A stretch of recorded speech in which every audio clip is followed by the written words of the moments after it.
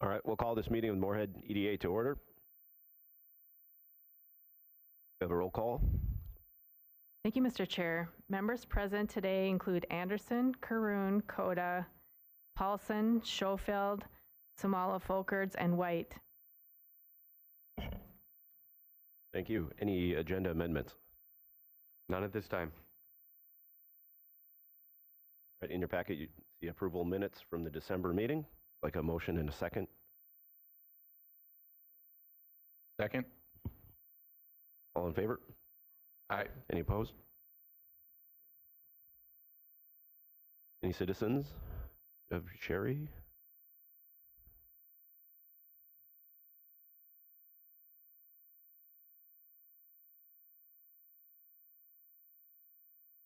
Good afternoon, everyone. I'm Sherry Larson. I'm the Executive Director for the Moorhead Business Association, and our mission is to promote and support the growth and success of our members in the greater Moorhead area. We foster for thriving business community through networking opportunities, advocacy, events, as well as providing the resources that a business need to succeed. The MBA is having a 560 Connect with the SBDC. This will be on March 20th. The MBA 560 Connect will be held at the M-State campus from 9 a.m. till 11 a.m. It is the National SBDC Day. Please join us to celebrate with coffee and treats, meet the local team and see their new office space. Find your next great employee at their next career. Join us for the job fair on Tuesday, April 16th from 10 to 2 at M-State campus, hosted by the Moorhead Business Association.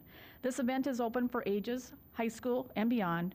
Job seekers will have the opportunity to meet more than 40 businesses when we sell out. The MBA has a Masters Indoor Golf Tournament on April 12th at the Clubhouse Indoor Golf Lounge.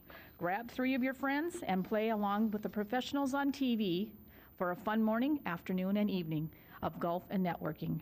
Register today to guarantee your time slot.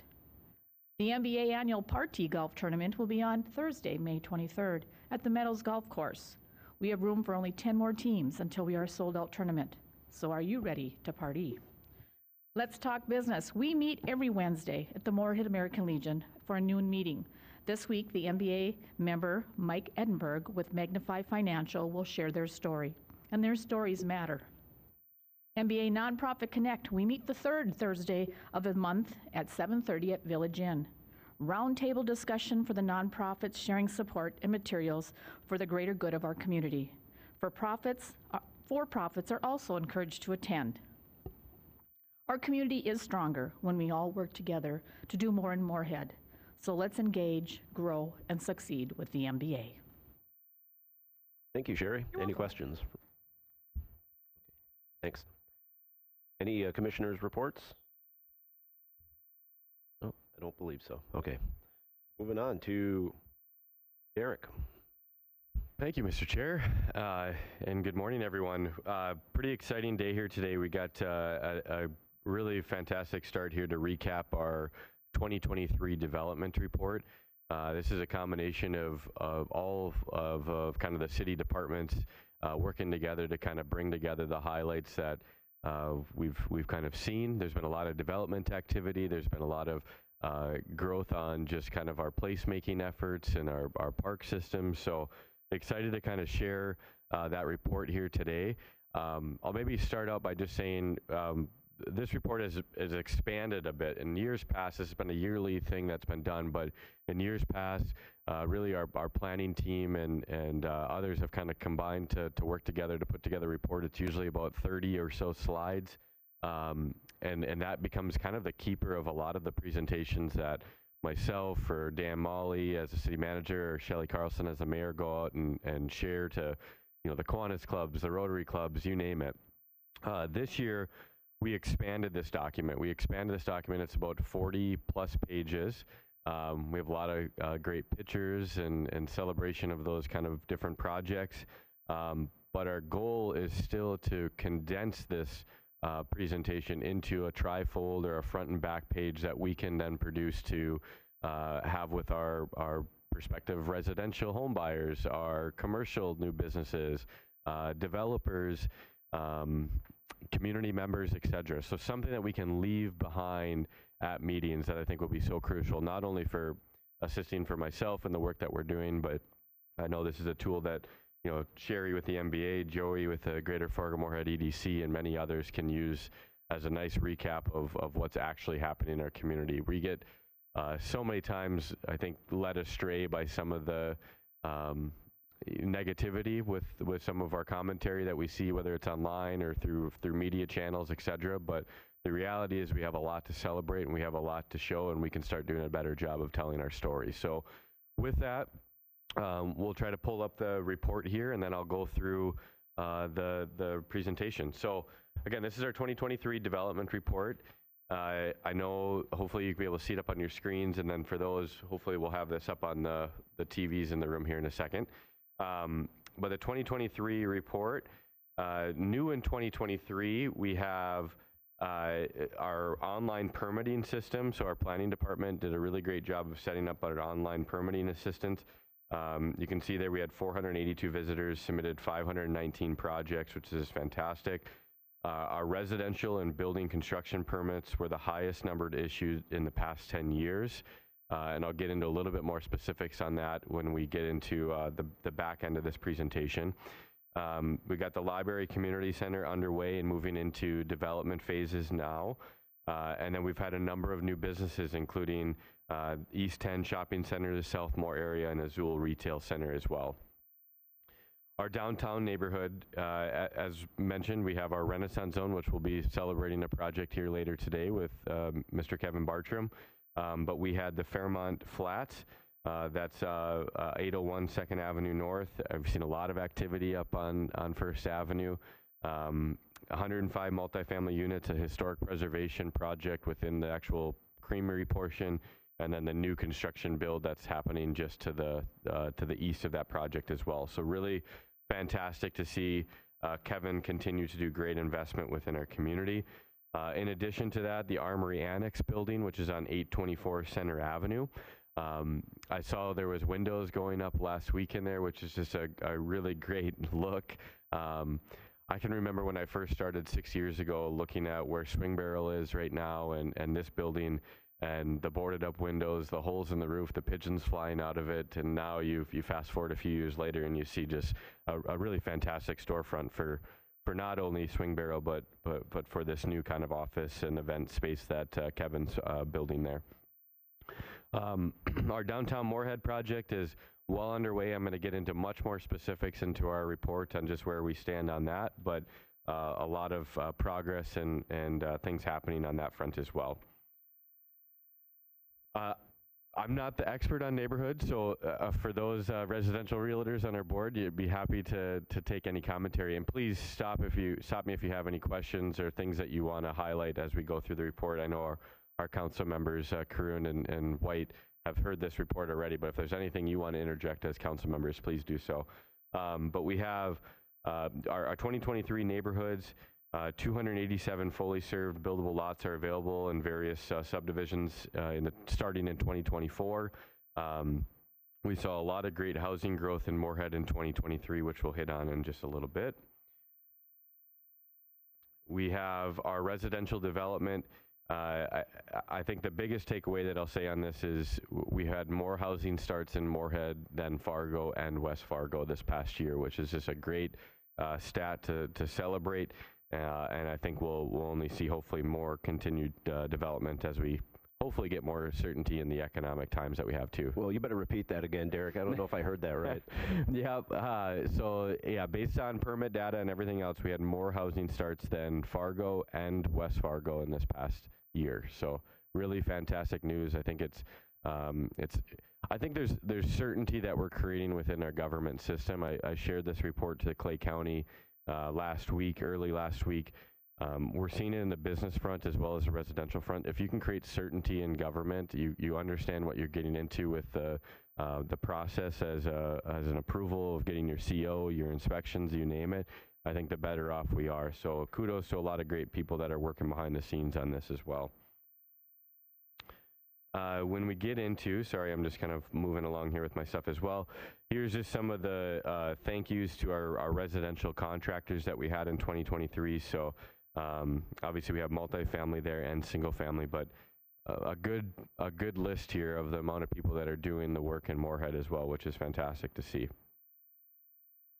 Specialized housing, so as mentioned, and we've had this come through our process before, but Emery Apartments is an affordable, has an affordable housing component to it through our housing TIF.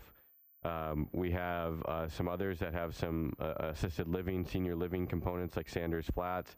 We had a celebration for Eventide just last week on their project, which was fantastic to see that progress along A Street.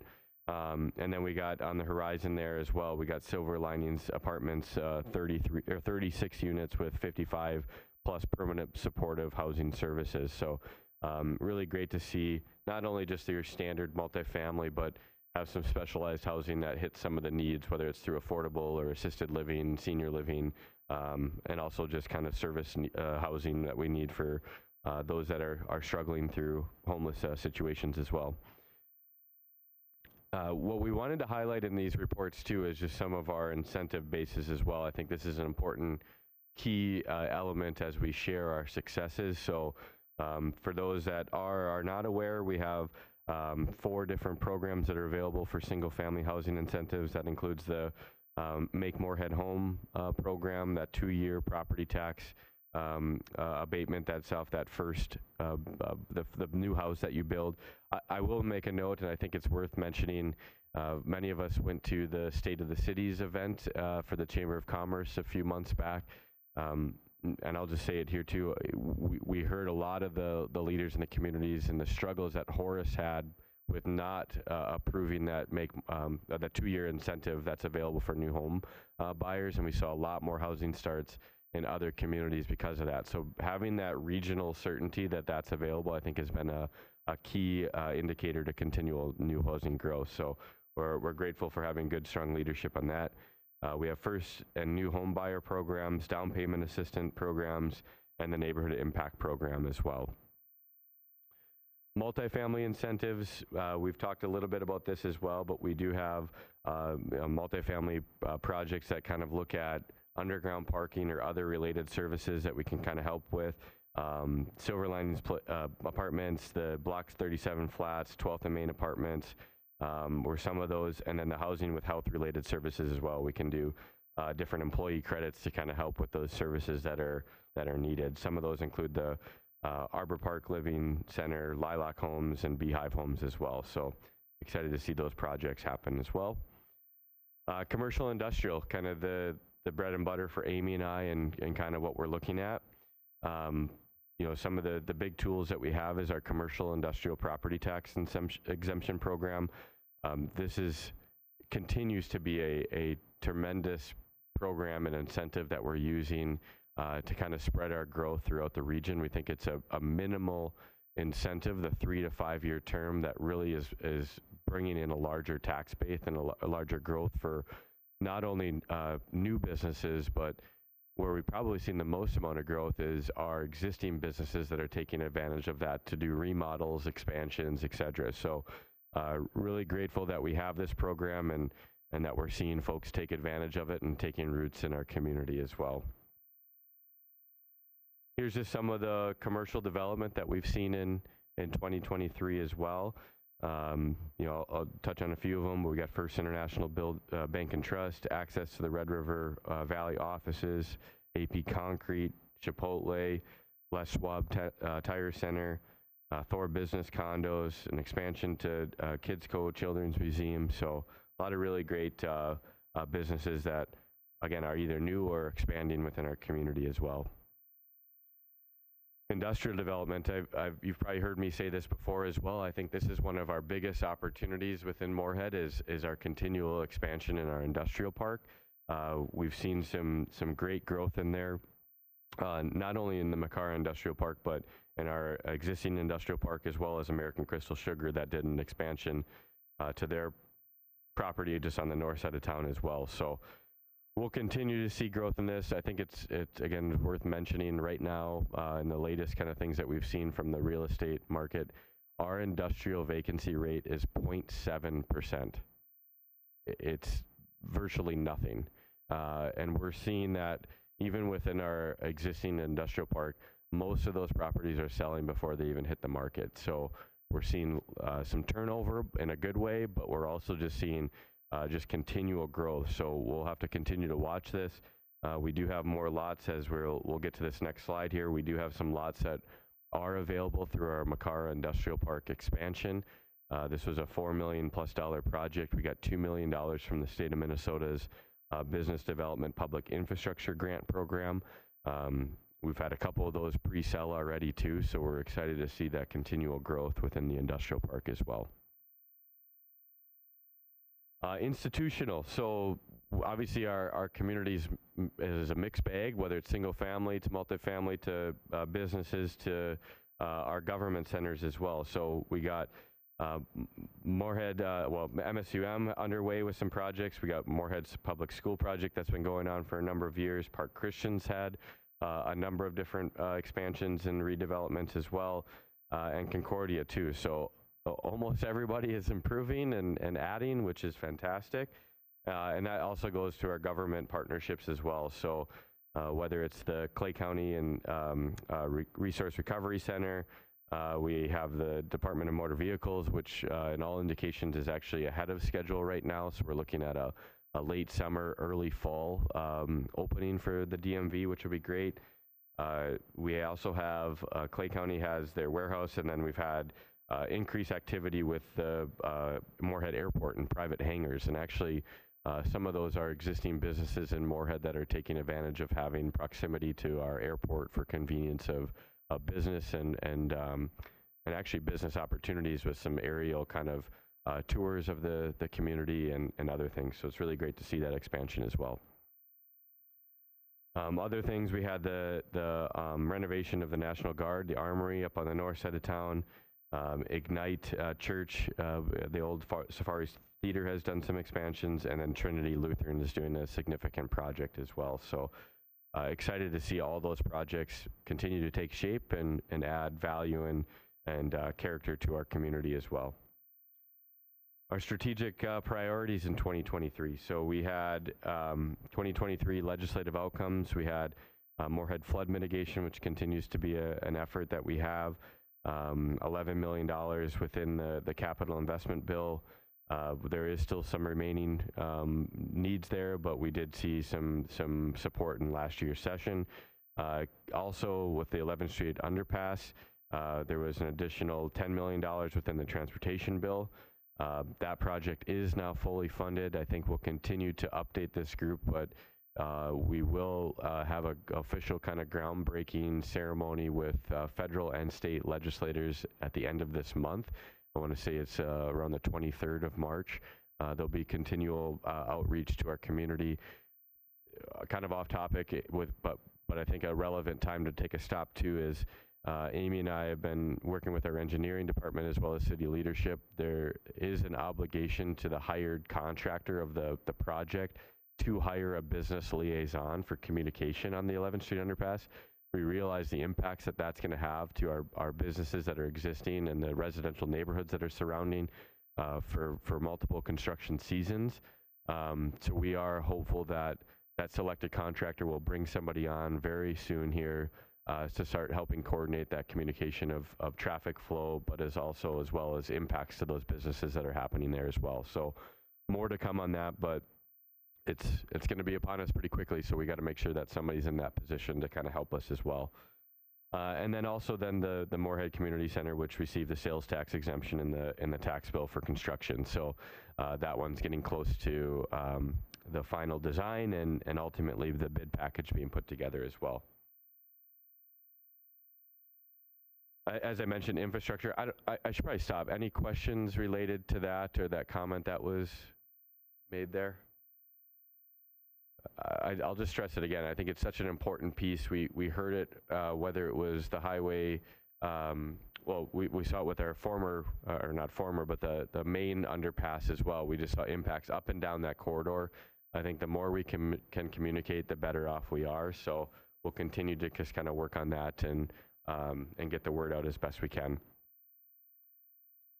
We'll kind of go into plans and studies a little bit here too. I just want to be respectful of time. So a lot of different partnerships with plans and studies. So MetroCog is doing a number of them for our region, including the housing needs and market analysis, baseline demographic kind of forecast through 2020 or 2050. Sorry, Red River Greenway study, Clay County Comprehensive and Transportation Plan, as well as many more. The DOT was a part of the visual kind of quality design manual.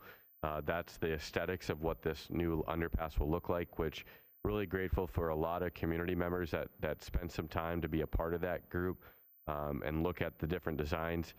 A real quick story on that one. I know the first time I sat on that meeting, the DOT was showing pictures of beautiful underpasses on interstates. And we had to respectfully say we're in a downtown environment with people and lots of businesses. And although these interstate underpasses look great, we want something different. So thankfully they listened and we were able to kind of get some different design aesthetics in there that I think will hopefully kind of help separate, which is a large project, but also still feel connected within a very dense kind of urban core that we're all striving to get to as well. In progress kind of plans and studies. So the 20th Street I-94 interchange analysis, Heartland Trail, Metro Flood Plan, and many others too. So there's a lot happening on that front as well. Permits and investment. This is the one I want to spend a little bit of time on because, and I'll articulate because I know the slides can be kind of hard to see too, but we've seen a really tremendous year in permit values. So when you look at 2023, we had an issuance of over 1,000 permits, 1,046 permits. 2022, we had 622 permits.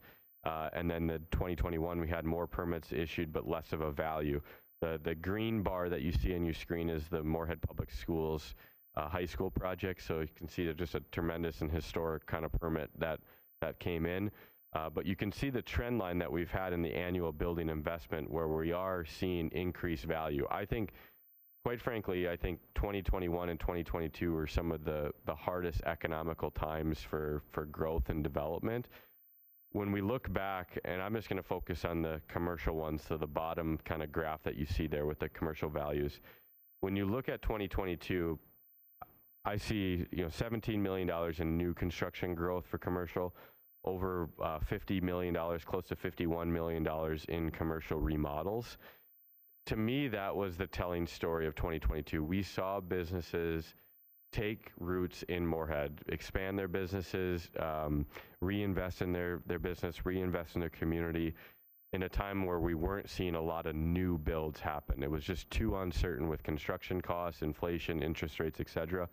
But really fortunate to see a lot of those businesses continue to take root and establish kind of long-standing, I think, business growth in our community. Fast forwarding now to 2023, where we had 123 permits issued, close to $52 million in new commercial growth, which again, looking back to the 2022 amount with $51 million in commercial remodels, but we have $52 million in new growth and close to $36 million in commercial remodels. So just a historic kind of year for Moorhead. When we look at those numbers, I think it shows a tremendous growth where we're going. I think this year is abnormal in 2024 already with the seasonal weather that we're having. And so I think we're already on track to see some really good progression with some of the businesses that are going to be reinvesting in their properties, but already kind of seen some tremendous growth in 2024. But 2023 was a really fantastic year when we look at permit growth overall. And these are some of the numbers just to kind of hit some of the stats that our team has kind of put together. So number one highest number of residential and commercial construction permits issued in the last 10 years. Second highest commercial project valuation in the last 10 years, and third highest year for residential and commercial construction project valuation in the last 10 years. So just, again, a year to celebrate in a time where I think if you polled the majority of the people in the public would say we had a losing year, which is a weird dynamic to say, and I'm just going to say it publicly, that numbers don't lie in a lot of ways.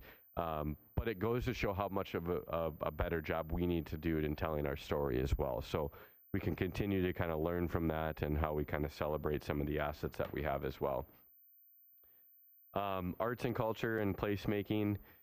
So we had the creative kind of experiences. We had obviously EDA as a big supporter of some of these projects that go out there, including some of the Frostival events, the FMCT's Build-A-Ton-a-thon, which was great. We have the movie in the garden with the Plains Art Museum and Moorhead Parks and Rec. We got the River Arts expanded this year, which was a really great event. Utility box wraps, we did more of those. On the horizon, we got the Library Community Center, as I mentioned, which there's so much happening there that I don't think I can give it justice in just a couple minutes, but just so much happening. There's so much due diligence that was been done in the past year, and just trying to get it to a place that is a building that's accessible to all, meeting the community needs, knowing that we have more to do, but a really due diligence and thoughtful process and where we're going with that. Sunset on the River, we obviously didn't have that happen this past year with some weather issues. Councilmember White, we are hearing that they're maybe looking at another date here, so we're going to be working together, making sure that we're not conflicting with things, but hearing that they're getting close to kind of identifying a date in the summer of 2024 as well.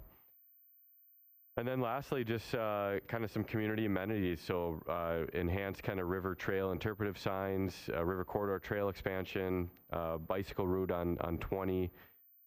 We got the inclusive playground at Southside Regional Park, pickleballs at Hansman Park, boat dock at MB Johnson, the natural play hill, which is really taking shape. I hope everybody gets a chance to just drive down First Avenue and seeing that kind of come out of the ground. It's just really fantastic to see. There's been some additional benches that have been added. And then as kind of a little bit of a plug, there's the donate to the Moorhead Community Fund that's hosted through the FM Area Foundation, so the public and businesses can get involved in trying to support some additional kind of projects that are out there, including Reimagine Romkey and many more. I'm not going to spend a ton of time on the legislative priorities. I think most of us probably know where we kind of stand on some things, but legislative session has kicked off. A number of us are going down to St. Paul tomorrow for a Moorhead Area Day at the Capitol. But flood mitigation, the downtown project, others just become continual priorities for us as well, being competitive on the border. And then, again, some projects that are underway that we'll see in 2024, the Matson Field enhancements, the downtown project, Reimagine Romkey, which is a huge one. Phase 2 of the Compass Apartments, which is on the south side of town, on the west side of A Street, south of 94. And then we'll hopefully see the completion of the Fairmont Flats, which would be a great project to be adding to our core as well. So with that, I've said a lot of words.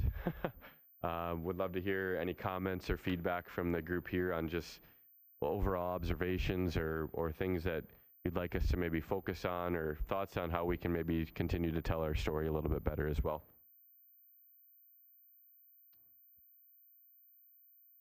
Anyone have any comments?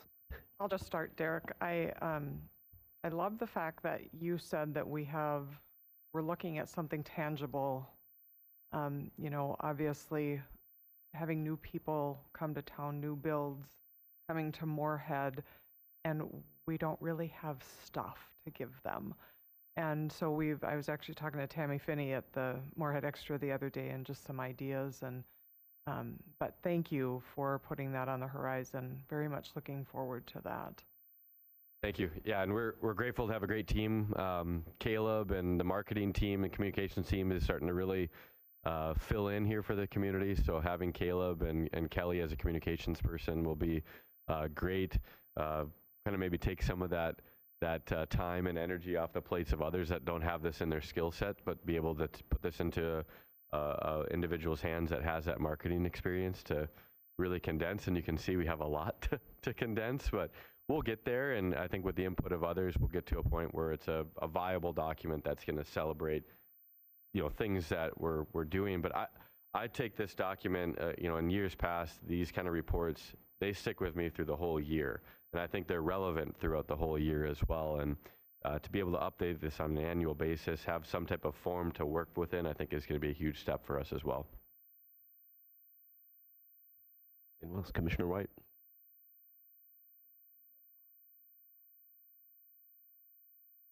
You mentioned working on a trifold or something small that we could take out, because I think, you know, a lot of us when we're out in the community and we hear these things too, and if we have something, some good talking points and some things that we can hand people, but also having that, you know, same kind of thing, a condensed version online that we can also say, just go right here and you can see, you know, here's the numbers don't lie, as you said.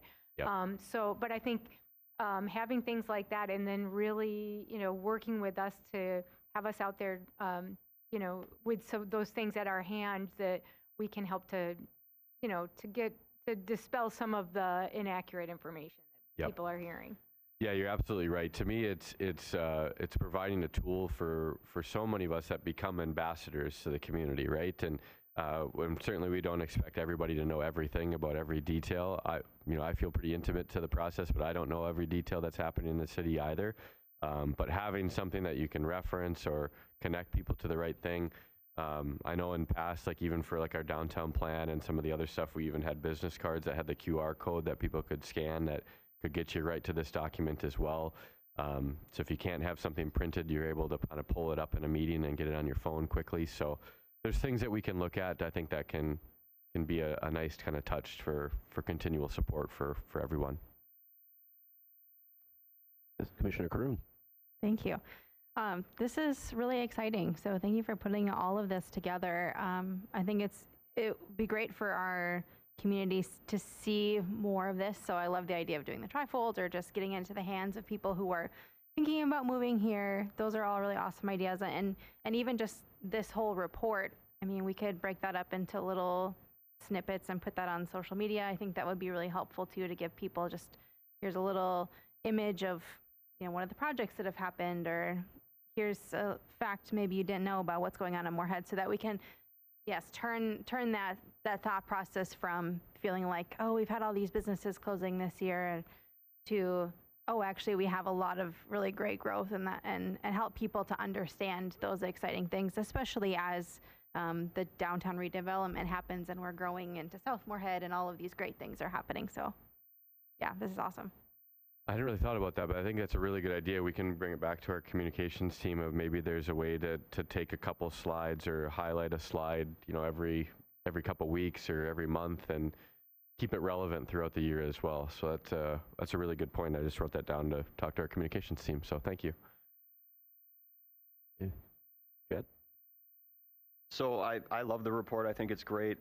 I read through it, and there's a ton of information. There's a lot of slides, but I kind of felt like I knew what was going on.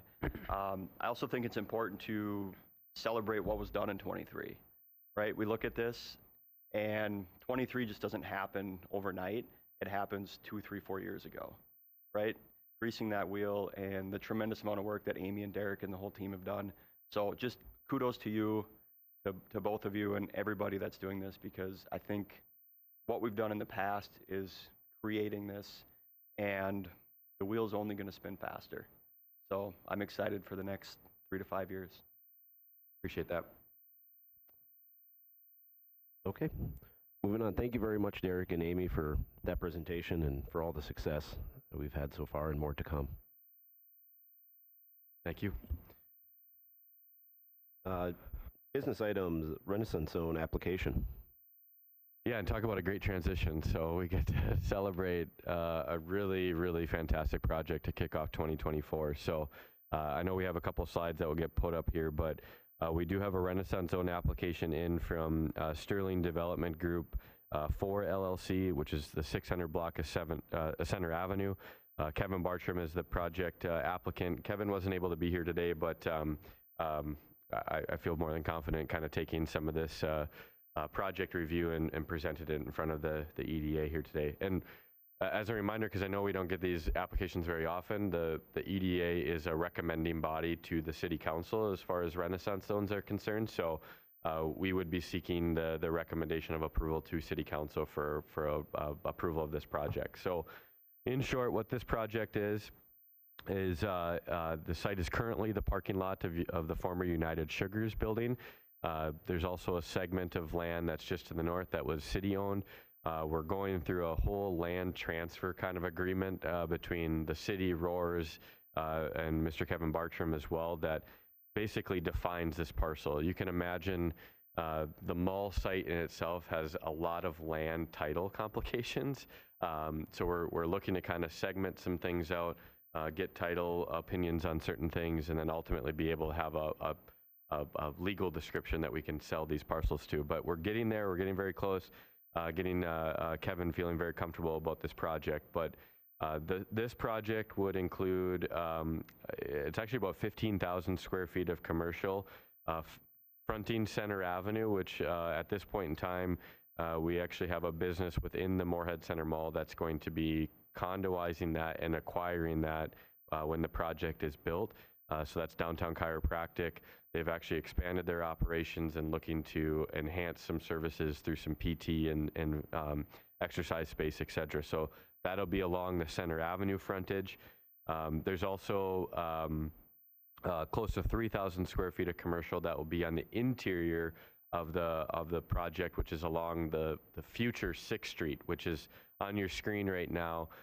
Yep, Amy's got a cursor up there right now if you can see that, but there'll be, that's the future 6th Street coming off Center Avenue to the south, going into the redevelopment site. So we'll have something that will be kind of focused on that interior for circulation as well.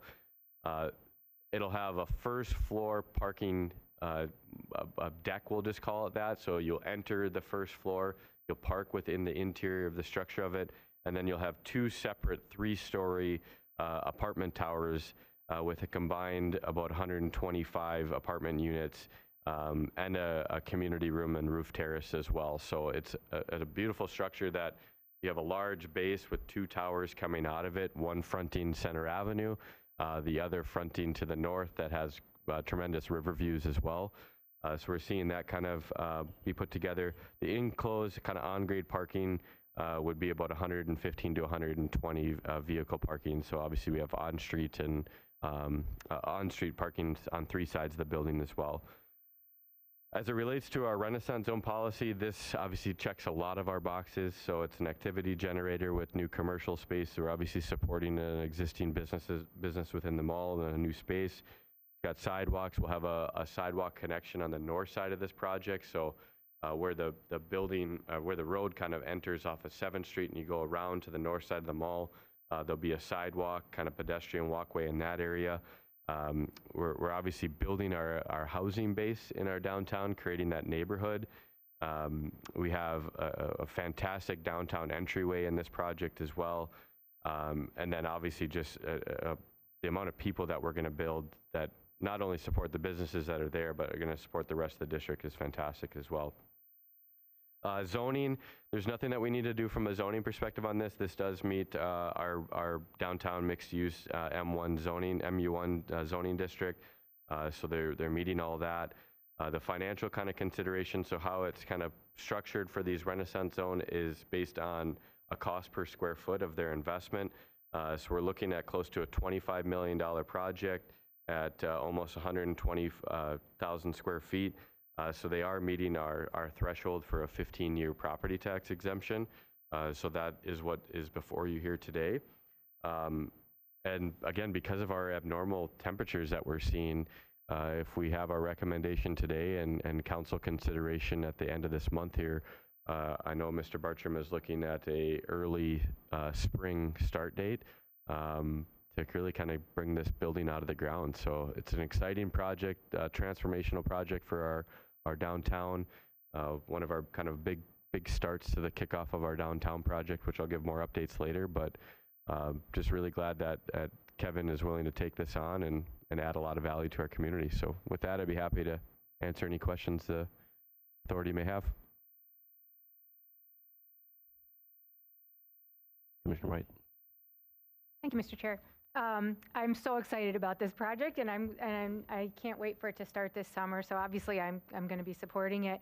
I was really pleased to see that there was a fitness center component too, because I think we look at that area, and I think what really is drawing people is the opportunities for active living. And in fact, I had my running group. We had 75 people there a little over a week ago for one of our runs. We run from the atrium.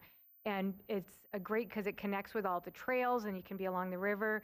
But then we know that there are days where you'd rather do something indoors, and we're going to have the walking track inside and a playground, but for people who want to do a little bit more. So I think it really, fits in well and allows us to lean into that of what people are going to be looking for in that particular area. And really the only questions I had, and maybe this can be things that we can, when it comes to council, are things like, I know we usually have people ask about things like bike storage. So, we're not in the design phase, and also if there'll be any, what are we looking at for the cost for some of the apartments? Will there be any affordable components and things like that? But again, just super excited about this project. I can take that forward to Mr. Bartram as well. Maybe he can be prepared to answer those at the meeting. I know in projects like this, especially with the first floor kind of on-grade parking, I know there's a lot of accommodations for bike interior to that. I'm not sure about his overall rent structure right now, but I know he can probably get into it and justify kind of where he's at right now too. So be happy to pass that along to him as well. Any other questions, comments? Yep, Commissioner Caroon. I'm also really excited about this project, and I really love that there's a little bit of a green element to it with the rooftop terrace and having some more of that outdoor space. I think that's just a great detail, and I hope that is something that stays in the project, that doesn't get taken away with budget concerns. So, yeah, great. Yeah, no, it's a really great point. I know early on it wasn't even considered. I brought it up to Kevin with having that large kind of at grade.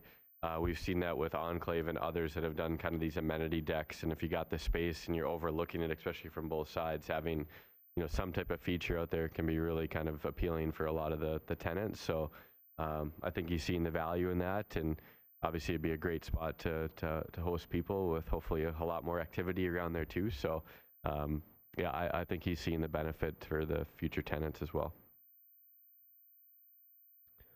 I was just wondering, I don't know if this has been addressed in the past, but is there any fear of losing Shields with this project or any of the other projects happening? No, I mean, there's obviously nothing's 100% certain on it, but Mr. Steve D. Shields on my board for Downtown Moorhead Inc. He's very much involved with this project and updated on this project as well. So I don't see that being an issue. If anything, I hope that it may trigger for some enhancements to it as well. So I think they're seeing the value of the development around, and I think it's only giving Steve some more encouragement to look at their own site and what they can do there as well. One thing, Nate. Yep, Mary. Just another example, we've been talking about telling our story, but another example of Dr. Gilbertson and Dr. Lau reinvesting heavily. I mean, this is quite the project for them, and just a great story for them, and kudos to them to see this and follow through. Yeah, I think that's an important piece of it. I mean, obviously there was a lot of different stories that were happening on the front, but to see Matt take a stand on reinvesting in this portion, we're really proud of them and seeing that and seeing the value of what this space can be for their future kind of users, as well as expanded growth for their business. But we're also seeing that kind of off topic, but even with Dr. Andrus and Dr. Bartz with Moorhead Vision, we're breaking ground in the last couple of weeks down by the Azul Plaza area. So finding homes for these businesses that are and have been impacted by the mall transition, I think is an important piece. And we're, again, very glad that Dr. Gilbertson and Dr. Lau are taking an investment approach to this project as well. And I will mention, so it's probably important to say on that as well. So this project is a very key piece to that transition, right? So as this project becomes online, then they'll transition out to the new process of the new building. Same thing for Moorhead Vision. As their new project comes online, then they'll move out of the mall to their new space. So it opens up then the future for what those sites look like in the interior sites as well. All right, excellent. Yes, Commissioner White. Yes, while we're on that topic, again, I think just dispelling myths, could you just quickly run through the numbers on the businesses that were in the mall and where they are going, and how many stayed in Moorhead compared to how many left to go to other communities? Yeah, I'm waiting for the exact figures because obviously you could go back a long period of time. Like 2018 is when, end of 2018 is when the first kind of conversations happened with Roar's development as well. So, but as I've kind of compiled a little bit of a list here, I think we've had 10 businesses that have either relocated or plan to relocate within Moorhead. We've had 3 businesses retire.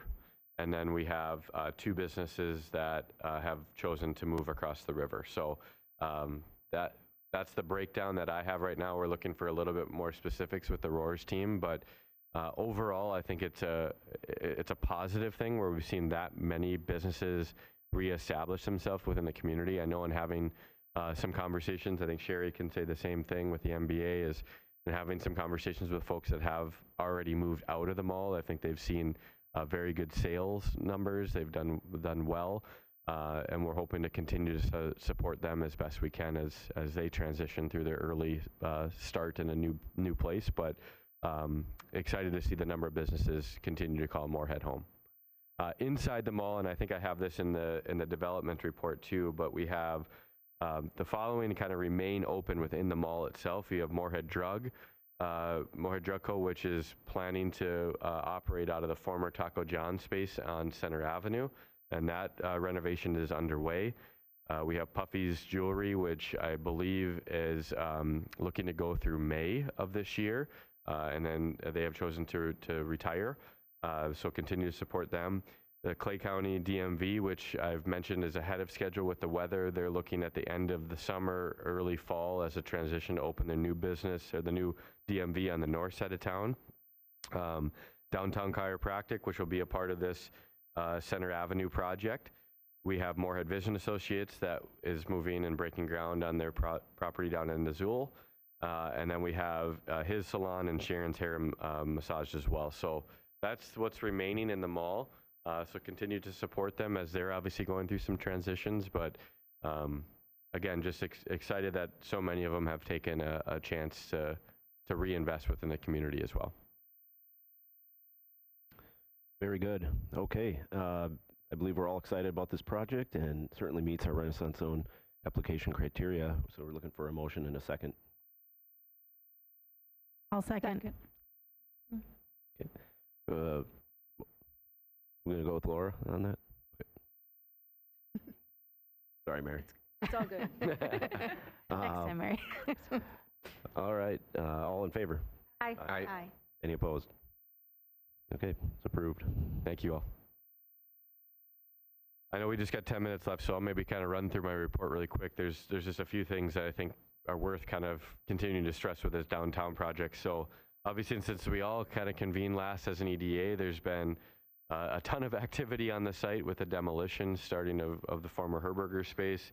You know, now you can see through the site, which is quite a spectacle in itself.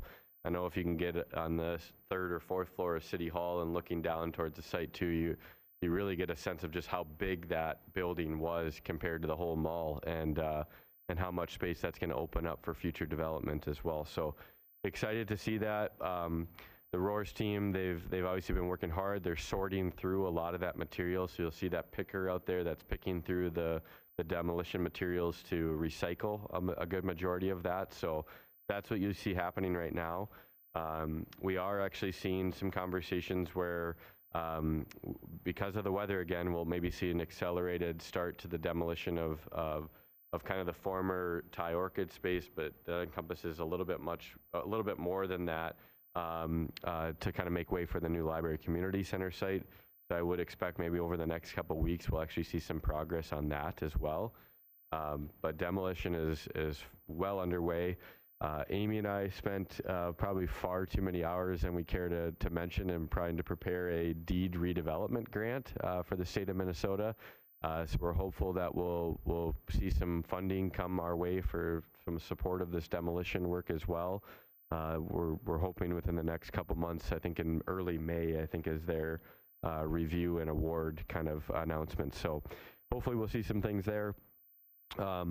We continue to get obviously a lot of questions, inquiries, questions about what's happening on the site, what businesses are there, what's the phasing process, et cetera.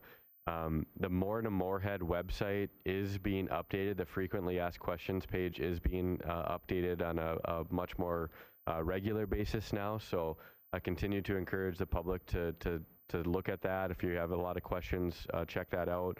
But we expect that there'll be much more updates as we kind of continue the demolition process and see things happen as well.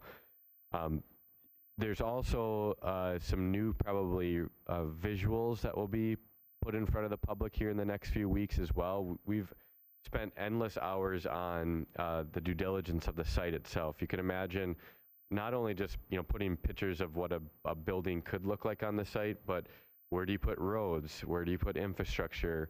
How do you kind of navigate the site in the best its ability with the right-of-way width that's there, the sidewalk widths, the parking configuration. So there's been a lot of conversations all the way from our engineering team to bringing in other developers that have experiences with building parking structures to you name it. We're just grateful to have a robust team and robust partners that are willing to take a look at the site. But we are feeling much more confident in the site configuration and the layouts. You'll see when it does come out a couple of small changes, but we think the flow of how that site is laying out right now is going to put us in a much better spot for redevelopment. I mean, we'll have down to the exact numbers of what these parcels look like for redevelopment, what's the dimensions of them, what's the square footages of them, and having that certainty when you go and meet with developers in our region or outside of our region is going to provide some confidence to them that we're prepared and we're ready to see this happen as well. So excited for that. As mentioned, we got the Renaissance Zone project with Mr. Kevin Bartram. That'll start here in early spring, and we'll see that vertical construction happening. Same thing with our Library Community Center project. I think the goal is still May, early June to start that project as well. But seeing vertical kind of growth out of that site, I think, is really going to be something special and something that we can celebrate as a community as well. So a couple other things I'll just touch on real quickly. I know some of us were in the process of this Minnesota Young American Leadership Program, but we got a wonderful group of 9 that have been selected. Joey's actually one of our participants this year that'll go down to the University of Minnesota's campus and represent our region for this, I think, just a wonderful program that showcases the great things that we have in our region as well. So thanks to Joey for applying and all the others that applied and were ultimately selected as well. Amy and I have been a part of a couple different conferences, including the Edom one, which, again, we're making noise across the state. There's people paying attention to what's happening up here because we got some great growth and some great projects. So we'll continue to kind of put ourselves out there and share our story. And I think we'll be asked to do a few more presentations as it goes along as well. And then lastly is obviously legislative session has kicked off. There's a few different events that have happened. The session's priority happened a couple weeks ago. Moorhead Area Day at the Capitol, which I think the latest I heard this morning, I think there's 41 total people going. That's double what we had last year, but the chamber's kind of putting that one on.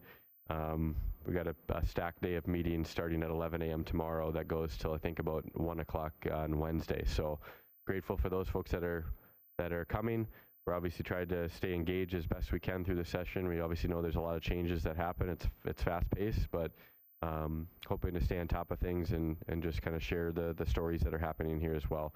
That, going back to the development point, and maybe that's our closing thing, is we feel that can be a nice tool for us for our legislative process as well. You can even take segments out of that, expand it. Maybe it's in a similar format, but that overall story, and then you can kind of isolate and get to specific with certain ones, I think will be a really nice touch for our legislative future kind of lobbying priorities that we have as well.